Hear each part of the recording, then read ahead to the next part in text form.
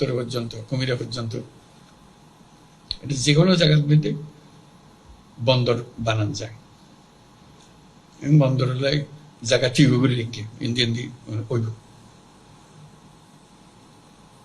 ওইলে কক্সবাজার আরো দক্ষিণাত্তর শুরু করি পুরা জায়গা সারা বাংলাদেশের পক্ষতুন পুরা জায়গা তোমার এই এলাকার জায়গা সম্পূর্ণ পরিবর্তন হয়েছে।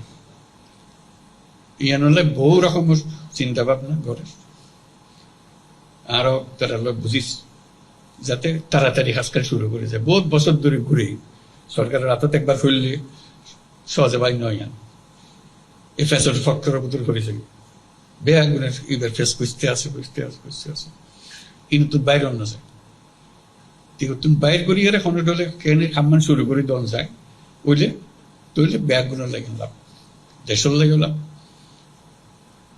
বিদেশের লাগে লাভ, বেআগুনের লাভ।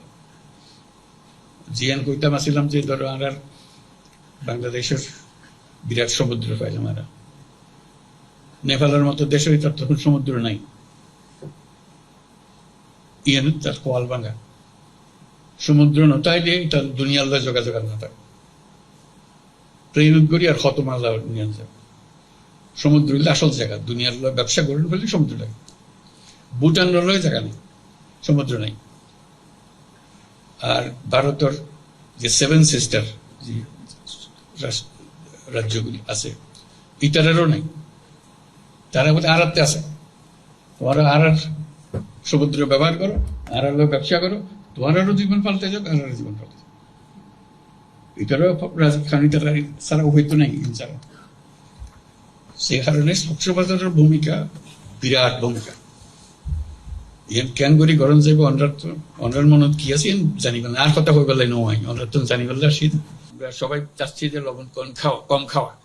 এটা একটা স্বাস্থ্যের কারণে সবাইকে উৎসাহিত করা হচ্ছে লবণ কম করে খান যাতে শরীর ভালো থাকে।